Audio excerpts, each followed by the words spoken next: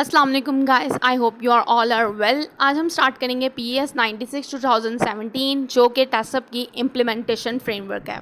इसमें हम क्या करते हैं, ये एक गाइडेंस है जो फूड और ड्रिंक को प्रोटेक्ट करती है और डिफेंड करती है एक इंटेंशनल अटैक से। अब सवाल ये उठता है, इसको डेवलप किसने किया और स्पॉन्सर किसने किया। तो डेवलप इसे BSI स्टैंडर्ड्स लिमिटेड ने किया और स्पॉन्सर दो डिपार्टमेंट्स ने मिलकर किया, डेफ्रा और EFSI ने, और ये इनेक्टेड हुआ 16 नवंबर 2017 में। इसका पिछला वर्जन है 96 2014। इसमें कुछ चेंजेस करके इसका फुल वर्जन आया 2017, जिसमें चेंजेस की गई, जिसमें साइबर क्राइम को रिवाइज किया गया इसका सब क्लॉज, और फिर उसमें वल्नरेबिलिटीज़ को ऐड किया गया जो कि साइबर अटैक से रिलेटेड थी, और 2 फिक्शनल केस स्टडीज़ को ऐड किया गया। इस तरह इसको रिवाइज किया गया। ये PES के गाइडेंस के फ्रेम कंटेंट्स हैं, जिसमें scope, terms and definition, types of threat, understand attacker, TACCP, assessments, critical control, response to incidents and review of food production arrangements. इसके स्कोप में फुल सप्लाई चेन आती है कि ये क्या काम करता है, फूड सप्लाई चेन और फूड को थ्रेट से बचाने के लिए और उसके रिस्क को माइटिगेट करने के लिए गाइडेंस प्रोवाइड करता है। ये रिस्क मेथोडोलॉजी है जो कि टैसअप है, जो कि तमाम फूड बिजनेसेस अप्लाई कर सकते हैं, तो ऑल साइज, चाहे वो छोटा हो चाहे वो बड़ा हो। ये इसका स्कोप कवर करता है सप्लाई चेन के तमाम एलिमेंट्स को और तमाम थ्रेड्स को कवर करता है जो सप्लाई चेन के एलिमेंट्स को ख़तरा होता है, जिनका सप्लाई चेन के जिन जिन पॉइंट्स को ये ख़तरा होता है कि वहाँ पे कोई अटैकर अटैक कर सकता है, वो तमाम ये कवर करता है इसके स्कोप में। अब आगे इसके कुछ टर्म्स एंड डेफिनेशंस आती हैं। साइबर सिक्योरिटी क्या है कि आपने अपने सिस्टम को हर तरह के अटैकर से बचाना है। फूड डिफेंस क्या है, वो सारे प्रोसीजर हैं जो पूरी सप्लाई चेन में रॉ मटेरियल या किसी प्रोडक्ट को किसी इंटेंशनल अटैक से बचाती है। वो सारी स्ट्रैटेजीज फूड डिफेंस में आती हैं। और थर्ड है फूड फ्रॉड। आप फूड के साथ डिसऑनेस्ट एक्टिविटी कर रहे हैं, उसमें मिलावट कर रहे हैं, उसमें कोई चीज़ एक्सट्रैक्ट कर रहे हैं या उसके अंदर डाल रहे हैं, तो ये सारा फूड फ्रॉड में आता है। अगली टर्म है हमारे पास फूड प्रोटेक्शन। फूड प्रोटेक्शन में क्या है कि आप अटैक से बचने के लिए जनरल प्रोसीजर अडॉप्ट करते हैं, जैसे कि रूम में कैमरा लगा दिया, that is called food protection. Next हमारे पास टर्म है फूड सप्लाई। तमाम एलिमेंट्स और कंपोनेंट सप्लाई चेन के फूड सप्लाई में आते हैं। General food supply chain is a food supply. Hazard क्या है, कोई भी ऐसा एजेंट जो आपकी फूड में ऐसी चेंज लेकर आए जो आपको हार्म कॉज करे, जो कि इंटेंशनल हो सकती है और एक्सीडेंटल हो सकती है। नेक्स्ट है हमारे पास इंसाइडर। इंसाइडर वो लोग होते हैं जिनकी ऑर्गेनाइजेशन के मुख्तलिफ डिपार्टमेंट में एक्सेस होती है। अगर आपका अटैकर इंसाइडर है तो वो ज़्यादा डैमेज कॉज करता है। अगर ऐसे आपके कोई सप्लायर हैं जिनकी गाड़ियाँ अंदर तक जाती हैं तो वो इंसाइडर हैं, जो आपकी इन्वेंट्री तक उसकी पहुँच होती है। नेक्स्ट टर्म है हमारे पास पर्सोनल सिक्योरिटी। पर्सोनल सिक्योरिटी में आपने ऐसे लोगों को हायर किया होता है जो आपके लिए पुलिस का काम करते हैं, जो आपके एसेट्स को, आपके इंफॉर्मेशन को डैमेज और लॉस्ट होने से बचाते हैं।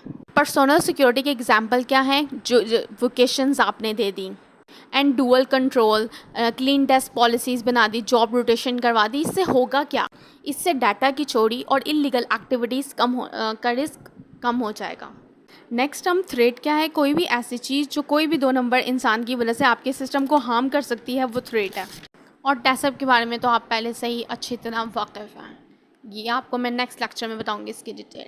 नेक्स्ट क्या है, types of threat. Economically motivated adulteration, malicious contamination, extortion, espionage, counterfeiting and cyber crime.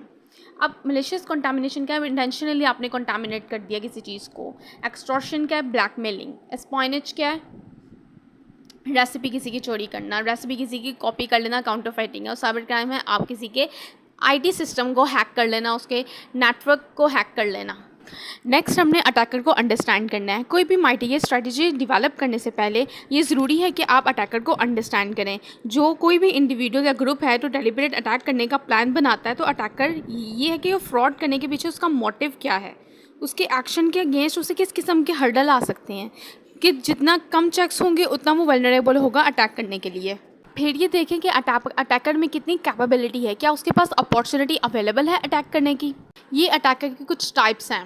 Extortionist, ये क्या होते हैं, एक्सटॉर्शनिस्ट का पर्पस क्या होता है कि अटैक के ज़रिए उनको फाइनेंशियल गेन मिल जाए। ये डरपोक लोग होते हैं और पकड़े जाने का ख़तरा होता है। ये सेफ़ प्लानिंग करते हैं ताकि पकड़े ना जाएं। जितनी पॉलिसी अच्छी होगी ये उतना डरेंगे फ्रॉड करने से पहले। अगर आपकी पॉलिसी अच्छी होगी, जो चेक्स हैं वो हार्ड होंगे, तो वो ख़तरा कम होता है। इनका काम क्या है, टारगेट करना हाई प्रोफाइल कंपनीज़ को। बड़ी कंपनीज़ को ख़तरा हमेशा रिप्यूट ख़राब होने का होता है ना, छोटे छोटे रिस्क लेते हैं। अगर आप इग्नोर करेंगे तो वो से कहेंगे कि पैसे लेन देन करके बात ख़त्म करें, तो वो आपको बार बार डराएंगे। ये लोग अकेले काम करना पसंद करते हैं ताकि इनकी इन्फॉर्मेशन ब्रीच ना हो जाए। सेल्फ इंटरेस्टेड होते हैं, ये ग्रुप में काम करना पसंद नहीं करते, ये रिसोर्सफुल होते हैं। इसका मतलब ये, अगर आप इसे ईमेल कर रहे हैं, अगर आपने ईमेल कर रहे हैं तो वो ट्रेस ना हो, ऐसे रिसोर्सेज इस्तेमाल करते हैं। मतलब अगर इन्होंने आपको ईमेल किया है तो वो इस तरह के सोर्स इस्तेमाल करेंगे, वो आप उसे ट्रेस नहीं कर सकते। इनमें मेजॉरिटी लोग ऐसे होते हैं जो क्लेम कर रहे होते हैं, अगर आपने मेरा ये काम ना किया तो मैं ये कर दूंगा, और आपने इनकी बातों पे ये मजाक बना के उड़ाने देना। आपने स्ट्रेटजीज डिफाइन करनी है, आपने ये नहीं देखना वो कैपेबल है कि नहीं है, आपने अपनी स्ट्रेटजीज डिफाइन करनी है। नेक्स्ट टाइप ऑफ अटैकर है अपॉर्चुनिस्टिक। इसकी स्लाइड्स में थोड़ा मसला है, आप मेरी बात पे गौर करें।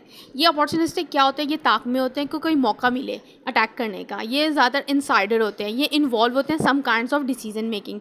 ऐसे लोगों को अगर आ जाए तो रिस्क बढ़ जाता है। ऐसे बंदों को कंट्रोल करने की नॉर्मल स्ट्रेटजी ये होती है कि आप इनकी एक्टिविटीज़ को टाइम टू टाइम मोनीटर करें। मिसाल के तौर पर जैसे कंपनीज़ ने लोगों को मोबाइल दिया होता है अपने एम्प्लॉयज़ को, कि इन्फॉर्मेशन ब्रीच ना हो जाए।